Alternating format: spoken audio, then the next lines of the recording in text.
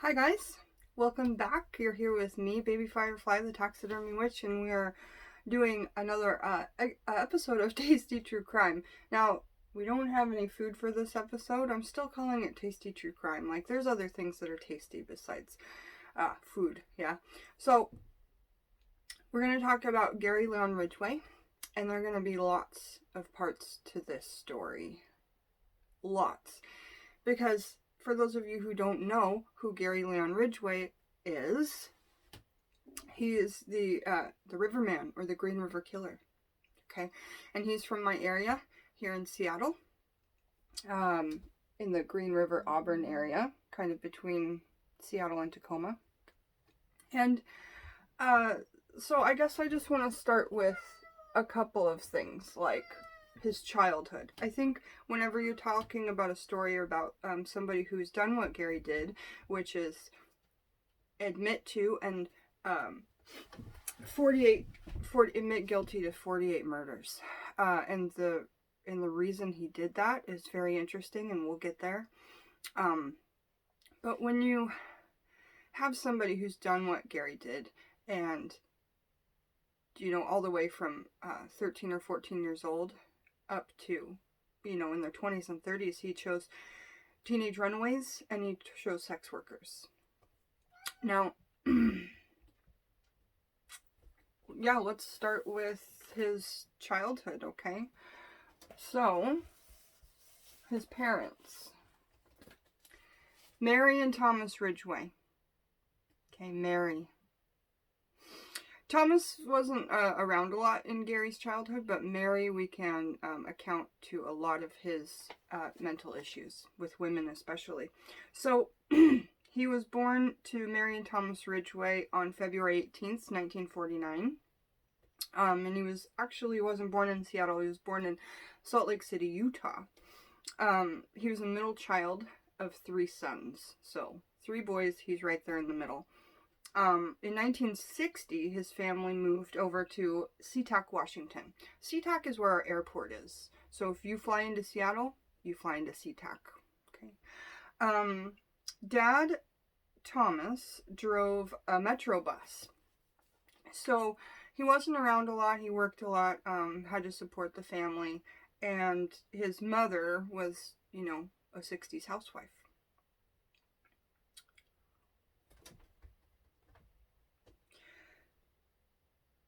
And actually, his dad, Thomas, drove the Metro bus down this place that we have here in Seattle. It's called Highway 99, or it's called Aurora, or it's called Pack Highway. This goes all the way from Tacoma all the way to Canada. And if you follow the road, it just changes names, but it's just this one main, not freeway, but highway. So the place where he drove his Metro bus was actually where Gary did all of his killings, or the majority of the start of the killings, which is ironic, yes? So he had the same route on the Metro bus, hardworking guy. His mom, Mary, was an avid gardener. She was a 1960s housewife. Pleasant and kind to neighbors. They never had anything bad to say about Mary. Gary has separate memories of his dear mom, which we'll get to when we talk about the interviews with Gary. Okay, because we'll talk about it a little bit, okay? Gary's mom used to humiliate him, starting at a young age and going into his teenage years. She used to humiliate him because he wet the bed late into his years. And, I have to say, if somebody is teasing you about something, it's really, really hard to stop that problem, because you're constantly thinking about that. So one thing she would do was she would take his sheets and she would hang them outside for the neighbors to see, even when he was, 12 and 13 and things like that, because she thought if she embarrassed him enough that perhaps he would stop wetting the bed. Another thing that she did, which I see as a huge form of child abuse and molestation, is when he wet himself, she would wash him vigorously, basically, and then it caused him sexual excitement. and embarrassment mixed with sexual excitement, mixed with anger. Lots of emotions there. And so, but I just want to say that, like, it looked like a good family from the outside, but there was a lot of things, at least on Gary's account, that he had gone through at the hands, no pun intended, of his mother. So right, so he wet the bed up until his early teens, and she just loved to humiliate him. This story that I just told you about the vigorous washing and the sexual excitement and everything like that, causes him to have intense lust and humiliation fantasies. Now, I'm going to tell you a true story. Break in here and tell you a true story about in Seattle. I was a massage therapist at a chiropractic clinic for 2 different ones, 10 years off and on. But the first one I worked at in the Greenwood area of Seattle,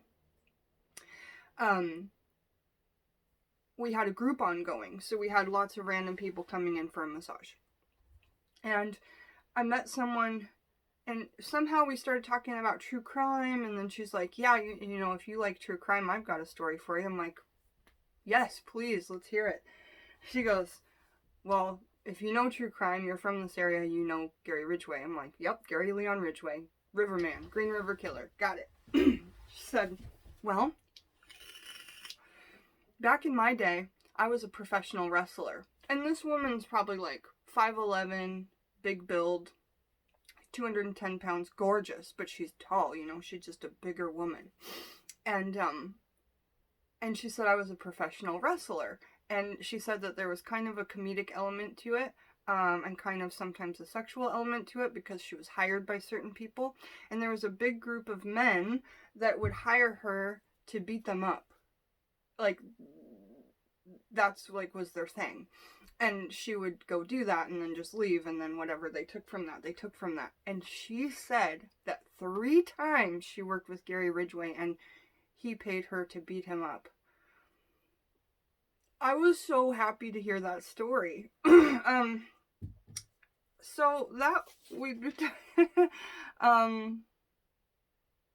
okay, great.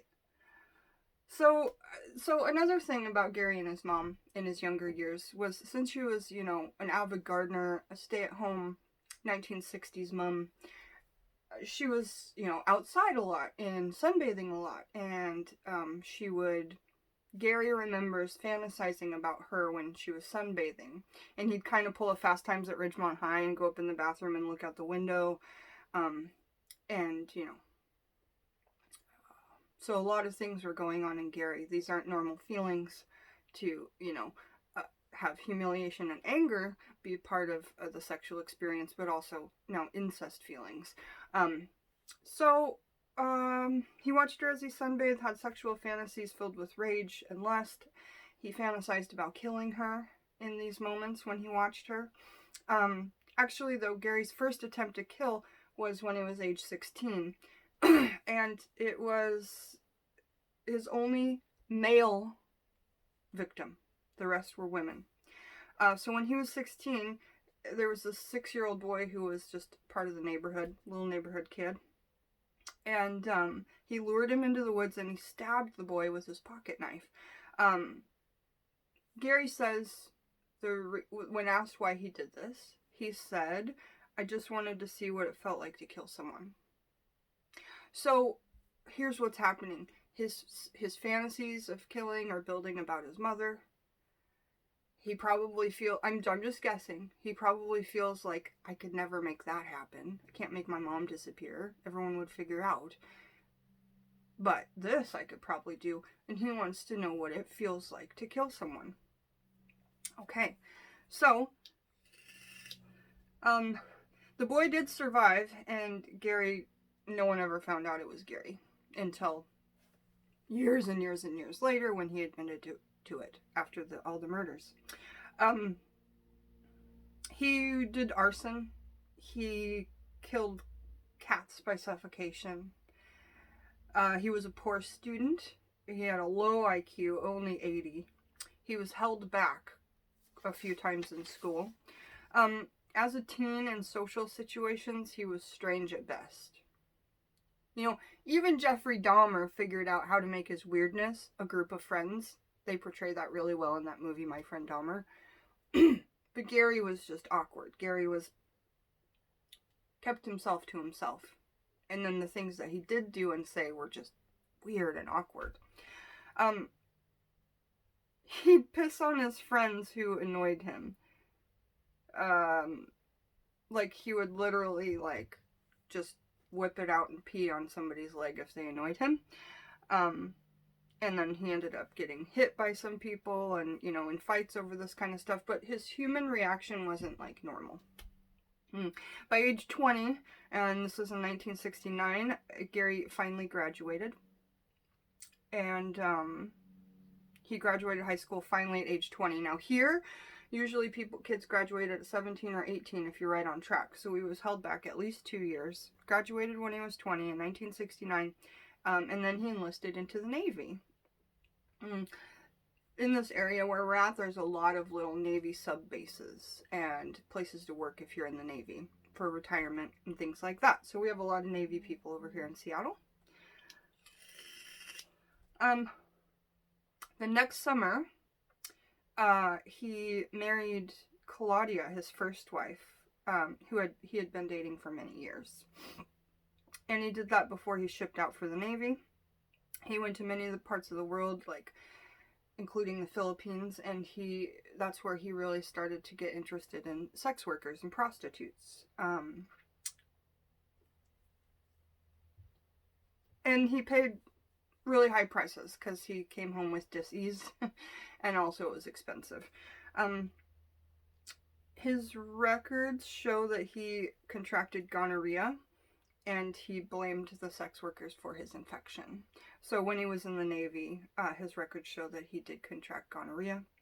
When he came back to Seattle, he learns that his wife had out there been a love rat and she had been messing around on him and betrayed him. You know, he states that she betrayed him. And he says, and this is a quote from Gary, "My first wife, Claudia, became a whore." So as you can see, this pattern is developing with Gary where he's interested in sex with humiliation and with anger. He's interested in prostitutes and now finds someone to blame kind of for what goes wrong in his life. And so he's developing this real hatred for women. I feel like he's married at this point to look more normal, to be quite honest. But that's speculation of my own. So his marriage ends because, you know, she turned into a whore, in Gary's words. And his hate for prostitutes his hate for women grows. In 1972, he had done with the Navy, back to SeaTac, and he was single, and he was on honorable discharge, and he starts as a painter at Kenworth Plant. So Kenworth Plant is a local place. I don't even know if it's still here. I'm sure it would be.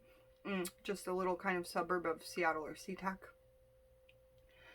So he starts as a painter there, and when he was 22, he divorced